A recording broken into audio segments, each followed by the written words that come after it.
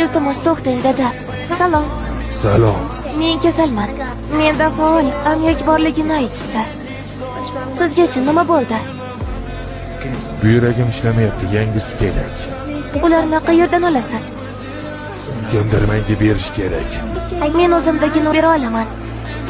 U bilan gaplashmagan, xo'pmi? Nimaga? U xavfli bo'lishi mumkin. Uni menga o'qib berishingizni istayman.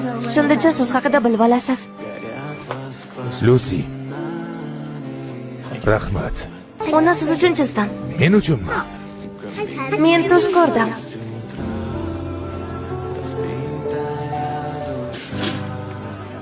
Jasus unga yordam bermoqchi.